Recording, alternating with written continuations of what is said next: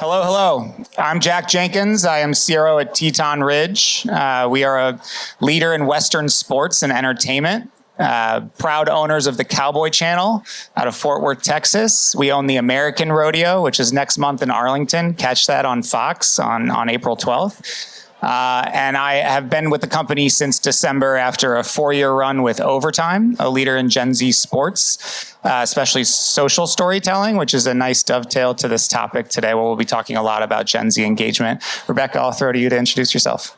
Hi, thanks for hanging with us. Rebecca Yonushonis, CMO of New Belgium Brewing. We're going to talk about this fun product today. We're going to hand out samples in a little bit. So if I can bribe you to listen, I promise if you hang out, you get to drink with us in just a little bit. Good to be here, everyone. I'm Anson, Sowby with Battery. We're the ad agency of New Belgium. So this is my client, so wish me good luck that I don't make a fool of myself in front of my client. And we're going to be passing these out really soon for you guys to try. They're delicious, so make sure you do test them when they come your way.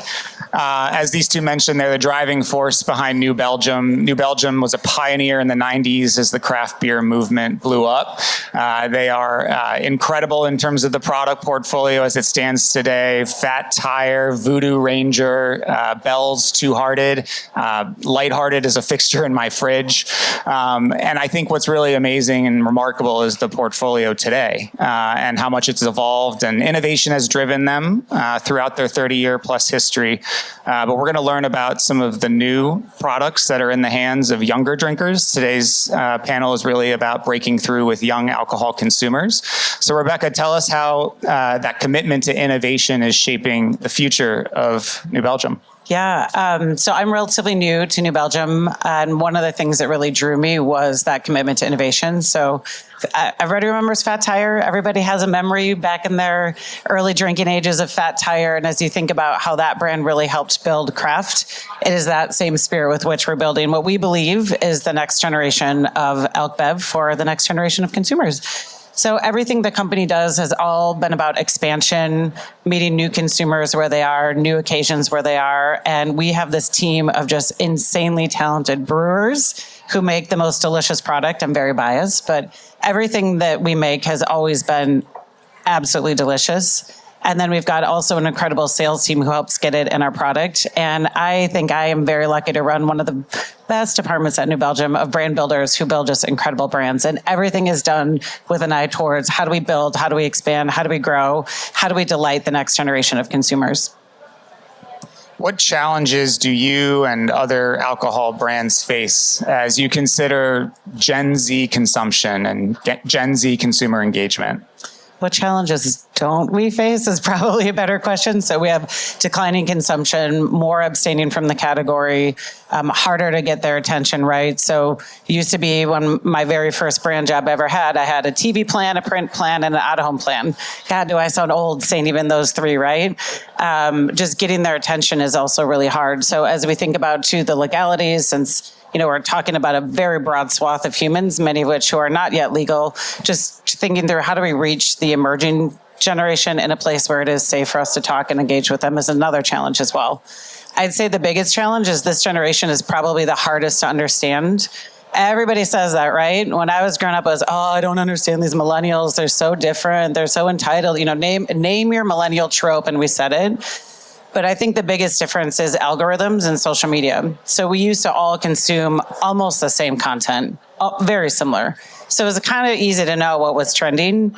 If I did not force myself out of my little bubble, I would think that everybody loves Taylor Swift and Beauty Duperoonies and Under the Desk News and all of the things that I have on my feed.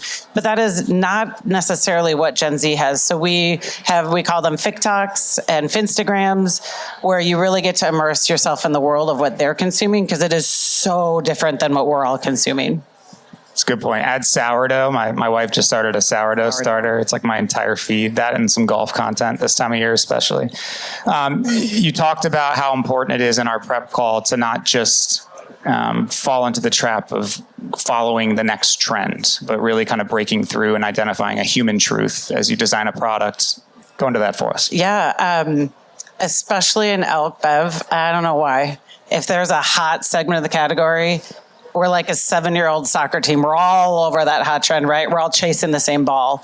So think of how many seltzers came in the market, how many spirits RTDs. If you name it, last summer was the year of tea. This summer is going to be the year of hard lemonade. So for us, it's, yes, of course, we're looking at those all the time because that's a lot of volume we don't want to miss out on. But what is it driving that? What makes that the next hot thing? And then what's actually behind that? Because we're top 8 brewer, we are not funded in the same way as our top 4. So we have to be more nimble, quicker, faster to market. My friend from our sales team is nodding at me. He knows how hard this is. It's hand-to-hand combat out there, and we have to be quick. We have to be differentiated. So for us, it's about really spending time with the consumer, understanding, hey, what is it about that? I always like to talk about when I was growing up, the soda, my team will roll their eyes when they hear me. I tell the story all the time. When I grew up, the soda aisle was Coke, Pepsi free. Remember that one? Maybe on a good day, I got a grape soda or an orange soda. The aisle today is just chaos, right? It's flavors and functions and forms. And if we think about it, of course, that consumer is going to demand that same level of variety, catering to their needs when they come into our space as they're turning 21. So for us, it's all about making sure we're really, really smart on what is shaping their behaviors in our category. And to do that, we've got to understand what's shaping their behaviors outside of our category.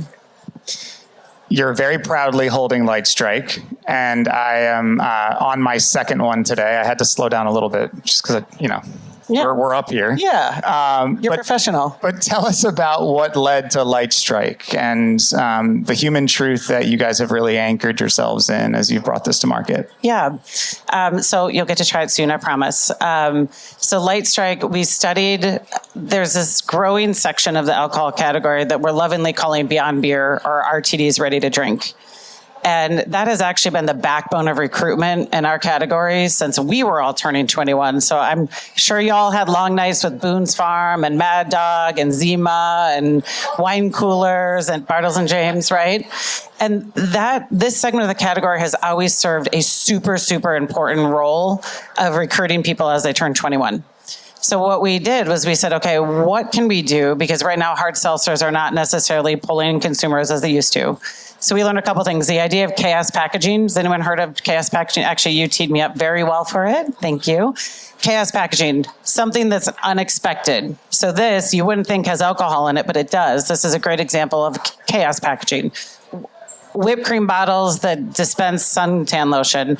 Cult-like following last summer among Gen Z. So chaos packaging, we knew we had to do something super unexpected with something expected, something familiar. So the flavor, as you taste it, it tastes like what you think it is, but it has alcohol, which is super unexpected. We also knew that for this generation, over 60% prefer non-carbonation, which is like the opposite of millennials, right? Millennials love them some bubbly and LaCroix and all of the seltzers. This generation didn't want that. If you look at how they're actually designing their own beverages in their own time, I like to call it compensatory behaviors. What they were doing is they were actually kind of creating this. So they were taking water, the spirit of their choice, a liquid IV or something, and they were creating it for themselves. So we said, hey, why don't we make something that is actually super fun, super engaging, fills a void that the category doesn't have. And when people look at it, I'm sure when you taste it, they're kind of like, wait, what? My favorite social post that my team did said, yeah, it's what you think it is, because it is what you think it is. I think it's going to do well in the rodeo. Long day in the hot sun. Stay hydrated. Is that a plug? Yeah, full pun. Anson, flipping to you, Rebecca credits Battery and your team's work in helping to line up key insights, mining for those insights, and really leveraging them as they brought this to market. Can you walk us through your process and specifically for Light Strike, what did you all uncover for the brand? Yeah, I think, as we looked at Gen Z, as we looked at this audience, there were a couple of insights we thought about. And this one might not seem obvious, but when you look at Gen Z, there's this radical positivity. But it's not positivity because the world is such an amazing place and aren't we so happy and aren't we all getting along globally? It's because think about like what Gen Z grew up with, right? So if the oldest person in Gen Z was born in 97, Keeping Up with the Kardashians premiered in 2007. So follow me here. They were 10 years old when Keeping Up with the Kardashians came out. And if I'm watching Keeping Up with the Kardashians, it's essentially a generation of saying, I can do everything they're doing. I can go on a private jet. I can buy a Maybach, and I'm actually saying something hugely positive about something like Keeping Up with the Kardashians on Gen Z. So you look at the generation of this radical optimism of, if I work hard enough, if I hustle hard enough, I can have all this for me. And then the second thing we talked about is, as marketers, we're constantly trying to segment consumers and put them in our buckets and put them in our little boxes. But we talk about the un-archetype with Gen Z. So I clearly watch too much TV, but there's a great show on Netflix called School Spirits. It's about this group of high school kids from the 60s till now who essentially died in high school, and they're in this kind of self-help group trying to get back to real life. It sounds really morbid, but it's super entertaining. So as they show the kids throughout, the kid in the 60s is a flower child. The kid in the 70s is kind of a beatnik poet. The kid in the 80s is like an Emilio Estevez jock. The kid in the 90s is a grunge rocker. And the kids that are dying now in the show are just like kids, they don't fit into a specific category. And I thought, God, that's such a great explanation of this un-archetype. And it's really, really freaking challenging of how do you deal with that. So I'm just going to talk about what's challenging. I won't say how to actually deal with it. So the third, that's easy, right? So the third point, is, and the gentleman before said it so well, this notion of being a hot mess. It doesn't mean Gen Z is disorganized. That doesn't mean they're all over the place. That doesn't mean they're in debt, even though they might be. It's this kind of mishmash amalgamation of stuff. I was reading a New York Times article. I'll stop quoting Netflix. There was a New York Times article yesterday about how Gen Z is outspending all previous generations on concert tickets. So you look at I was going to say Spielberg, Springsteen's Born to Run tour in the 70s. The average ticket adjusted for inflation was $44. Now the average ticket for the Taylor Swifts and the Beyoncés is $600. Yet Gen Z is jumping into live concerts. Well, why? Because they were on Zoom, because they crave these in-person connections. So they're literally risking credit and life and limb and everything to spend $500 a ticket compared to $44 in the 70s. And then the last insight we looked at is this notion of brand aura. Us old people like me, we think about what's my brand and what do I want to project. Imagine for Gen Z, that's just like how they are growing up. Again, imagine the oldest was born in 1997. So their brand aura and what they want to get across, it's not something they're thinking about. What's my brand? What's my LinkedIn profile? That's just how they are. So I kind of put those four things together and it's like, okay, how do you take a drink that's coconut water, sea salt, booze, and you put it all together, and it's like it's the perfect combination for this generation. That's awesome. So I think we all understand the origin story. We understand the why behind the product today. What can we expect in terms of how you're going to take it to market at retail and through other media formats? How are you going to disrupt? Well, Anson keeps telling me a Super Bowl ad, but I keep saying no. It'll be one of the things we talk about a lot is 90% of what we put out there might not hit. But if that 10% does hit, we're thrilled, right? So I've let my team just go loose on content creation. I shouldn't say let them.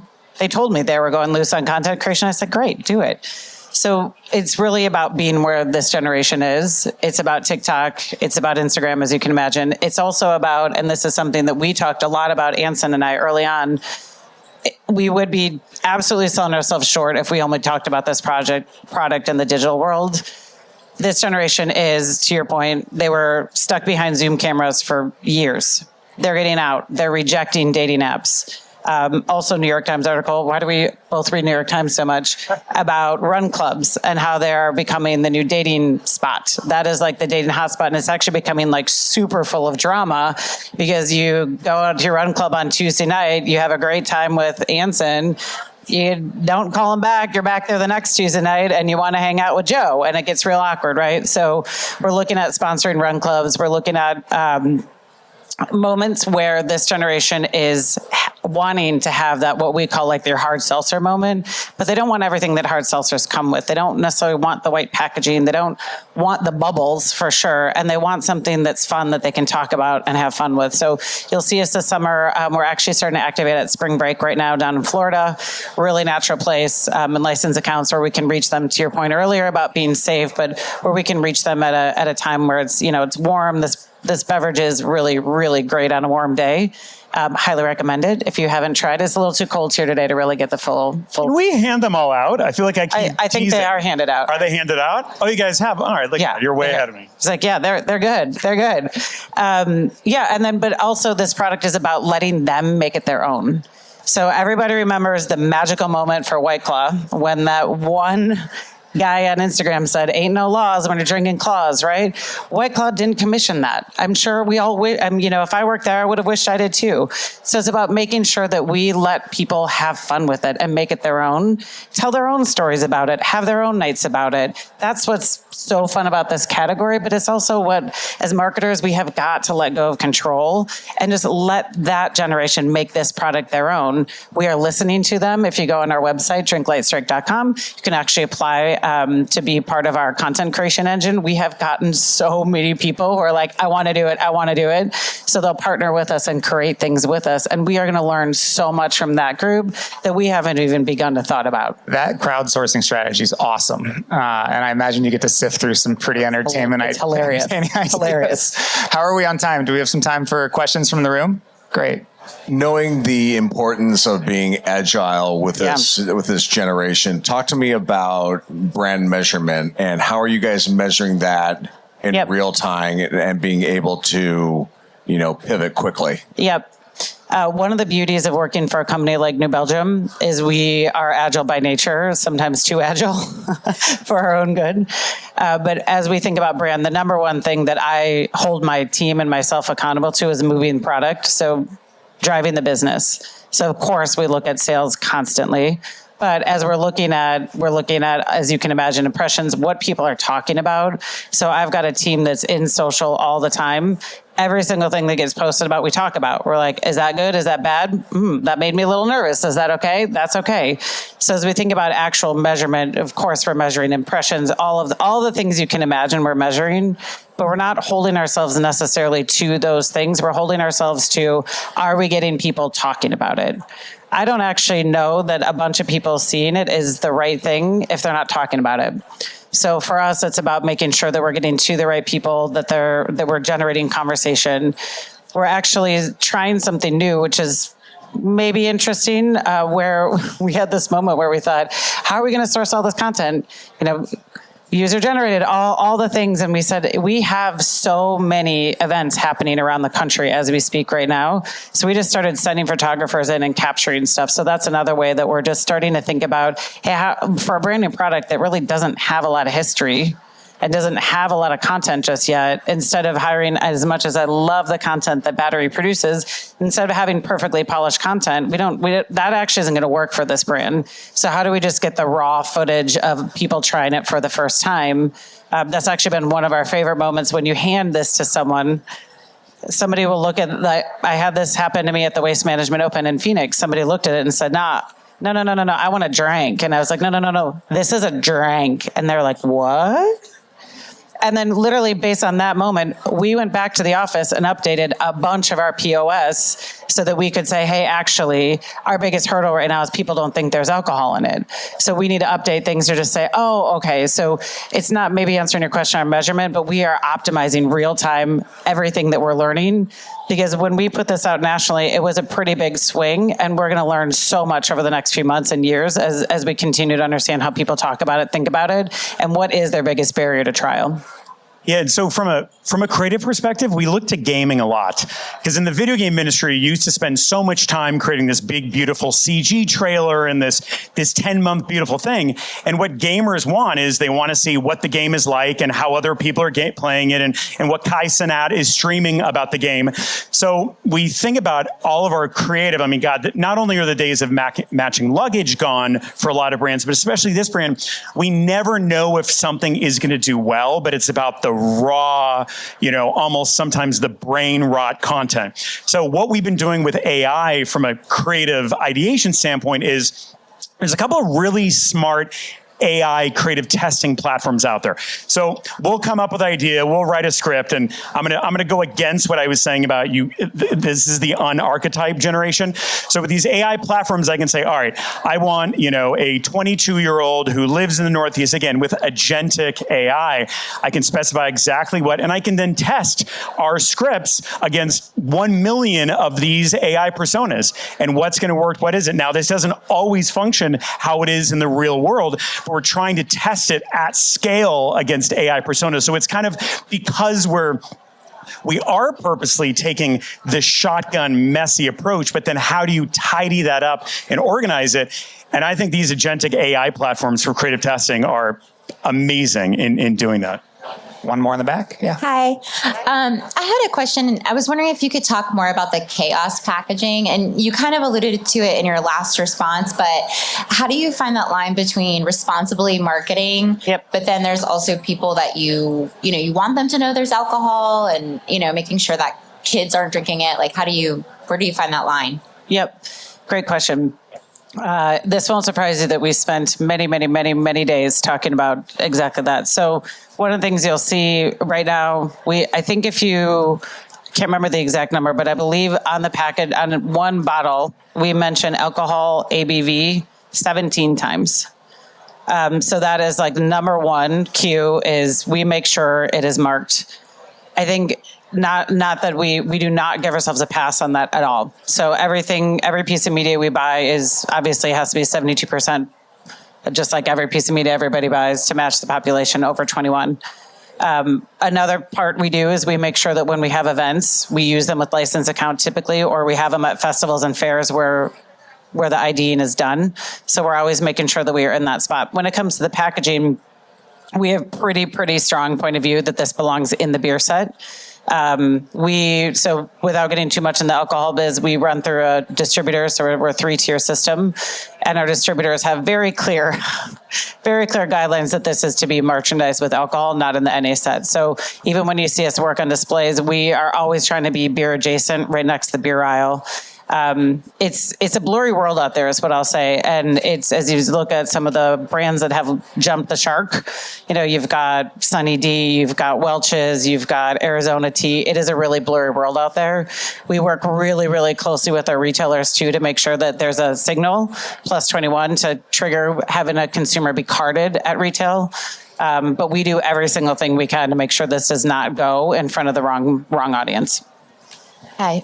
First of all, thank you. Great talk. As you were talking and you mentioned Gen Z specifically, they spend a lot of time going to concerts. My first thought is this is a perfect festival beverage. But that being said, we know that Gen Z drinks less than any other generation. So I'm curious if you have a non-alc version or if that's in the plans so Gen Z can enjoy together. Yeah, great question. It isn't in the plans as of today, but we're building the plans right now. What's super interesting about Gen Z, I talk to my friends at Nielsen all the time about Gen Z, and one of the things that they shared with me is, hey, right now, we know they're not necessarily participating in alcohol in the same way as previous generations, but they're not participating in anything in the same way as previous. They're staying home longer. They're getting their license later. In my household, I have 2 teenagers living with me, and they don't want licenses. They want Waymo accounts.